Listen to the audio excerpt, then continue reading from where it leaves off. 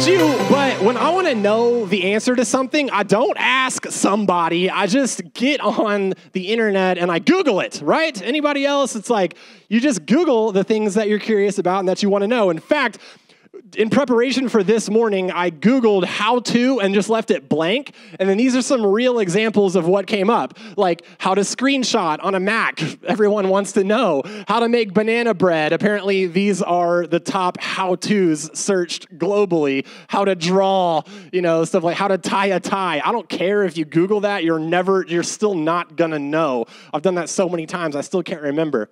But as I did this, the top part are things that I have actually Googled in the past. So these are some examples of things that I've Googled, right, in the past. How to set up a square menu, that's for vibes out there. And then how to cook rabbit. And the reason I have this, there's another picture, is because we literally got a rabbit and we skinned that sucker. And I was like, what do I do with it? I gotta cook it, and I didn't know how. And so that's my son, Everett. He's 6. Holding a rabbit. He wanted to live off the land, guys. He was like, I want to be a survivalist. I want to hunt for my food, prepare it, and live off of the land. All right, we can take it down. It's kind of nasty.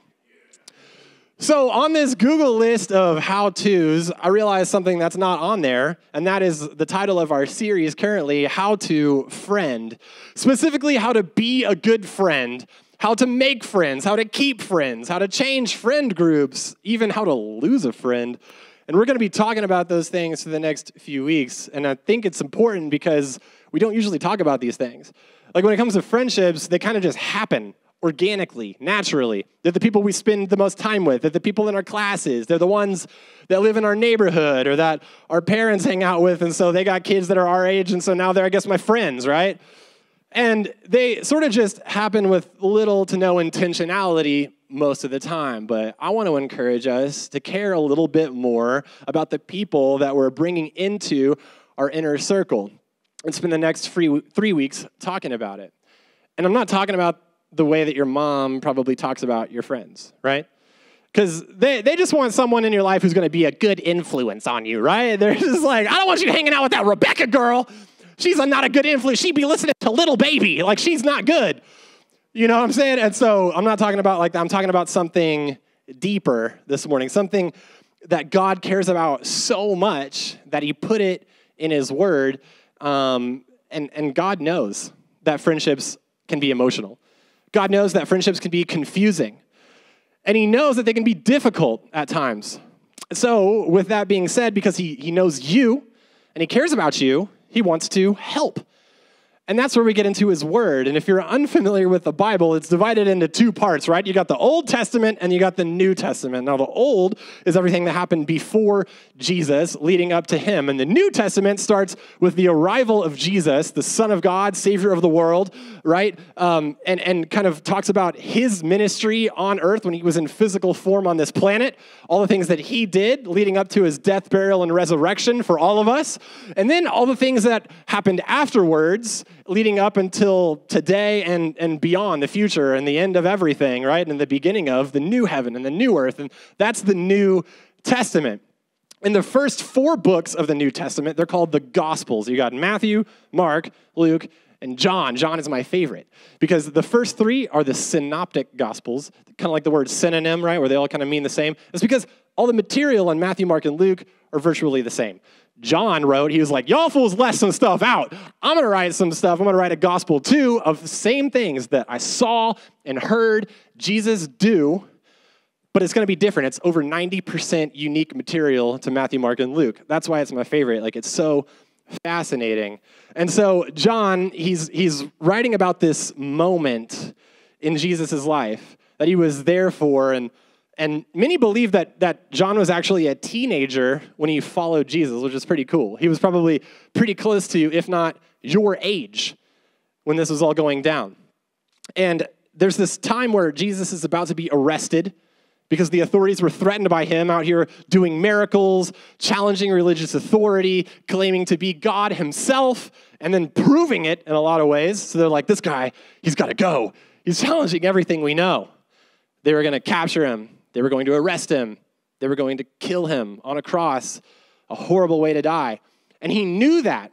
And Jesus gathers all of his friends, together. And if you can imagine, like, knowing you're about to die, and you get the closest people to you in your life together, and you want to share something with them, you better listen up. It would be the most important thing that they have. It's like a last will or a last words before a person goes, right? And these are the things that they really want you to hear and know. And Jesus, he could have been thinking, what are my friends going to do for me? How are my friends going to help me get out of this situation? How can they serve me? How are they going to prove to me that they are my real friends? But that's not what Jesus did. In chapter 13, verses 4 through 5 of the Gospel of John, he writes this: so he, being Jesus, got up from the table where they were eating their dinner. He took off his robe. I hope he was wearing something underneath it, you know what I'm saying? He wrapped a towel around his waist, and he poured water into a basin. Then Jesus began to wash his friends' feet, drying them with the towel he had around them. Now, this might seem really random, but listen, you think feet are nasty now. Like, some of y'all be like, don't even get near me with your feet, okay? Feet were super busted back then. I promise you that. People walked everywhere, largely barefoot. And what shoes they had, they didn't have like the Air Force Ones back then. Okay, they had these nasty sandals, and there was no paved roads, there was no sidewalks, there was just dust and dirt and dookie, the 3 Ds all over the place, okay? Because animals were just boo-booing all in the streets. There was no sewer system or anything like that. It was rough, okay? The people had ingrown toenails. There was no doctors to take care of it. Big old long, nasty claw talons like, ah! All right? They had the bunions and the corns and all that junk. It was grody, okay? And so, but it was customary whenever someone walked into your house, you'd have a basin of water, you'd have some servant probably who would wash the feet of the person to come in. Right, lower positions washed the feet of people in society with higher positions. But Jesus didn't care about social hierarchy, he cared about his friends. He cared about people, period. And here he put his friends above himself. In another gospel, the Gospel of Luke, who was a doctor, he said that he wrote down some pretty good advice that Jesus had when it comes to friendships. And I want y'all to hear this, and not just hear it, but do it. Build our house on the rock, right? Luke 6:31, do to others as you would like them to do to you. We can take that and apply it to our friendships. We want to treat our friends the way that we would like to be treated. This sounds so simple, and we've heard this probably since we were a little kid. Like, treat others the way that you want to be treated, right? But, like, what does that look like today, now, as a teenager in life, practically? Because I'm not saying you have to wash somebody else's feet, literally. Like, that's a metaphor. You're like, thank God. Others of y'all are like, aw, y'all are nasty, okay? Here's a few examples. Message others the way that you would want to be messaged. All right? Don't be a douche in the iMessage. All right? Invite others the way you'd like to be invited. You're like, no one ever invites me to anything. I'm always left out. Do you invite people to things? Talk to or talk about others the way that you would like to be talked to or talked about. Are you spreading the tea, spilling it all over the place? The hot goss? Is that what you want someone to do about you? Well, then why are you doing it? Forgive others the way that you would like to be forgiven. You're like, what? It was just one time. Oh my gosh, have some grace. But meanwhile, you're holding all these grudges. You're like, canceled. Come on now. Listen to others the way that you'd like them to listen to you. You ever just have somebody that just always be talking about themselves? They never ask you any questions about you. Every time you're with them, they're just like, me, this and this. Don't be that person. If it drives you crazy, don't be that person. Post about others the way that you'd want to be posted about. How are you in the comments? How are you on the private stories? It's like, oh, they don't even know. Still, what you do in the dark matters, and it'll probably come to light at some point anyway. The bottom line for this morning is this: being a friend means serving your friends. Said another way, be the friend that you would like to have. Be the friend that you would like to have. You're like, well, other people don't be treating me that way. Well, it's got to start somewhere. So there's 3 things as we'll finish up, right? Number 1, think about your friends. Like actually take the time to consider them. Think about their wants. Think about their needs. Think about how they receive friendship and care and love. Like just be mindful of it. Number 2, listen to your friends.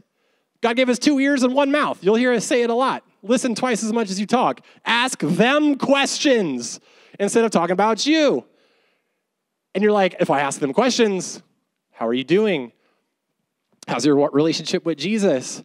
How's your life at home? How's the family? You're like, I'm not prepared to answer those questions. I don't have all the answers. You don't have to have all the answers in order to listen. Just listen. Just be. Sometimes people just need a sounding board, man. And then you can talk it out. You can follow up. You can text them later and just encourage them. Be like, I know you're struggling with this. Just thinking about you this morning. Or better yet, just praying about you this morning. That's number 3. Pray for your friends. How often do we do this? Literally, make a list of your friends. Put them by name on a list and go down the list and pray for them with what you know is going on in their life. And keep it to yourself. It's no one else's business. It's the Lord's business. Prayer is not tea. In fact, the person you're praying for doesn't even need to know. God is powerful enough to hear and answer prayers and work supernaturally in the lives without people knowing. He's God. Small prayers are even a big deal, right?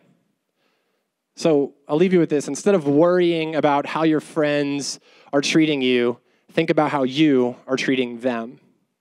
Instead of worrying about the kinds of friends you want, worry about the kind of friend you are.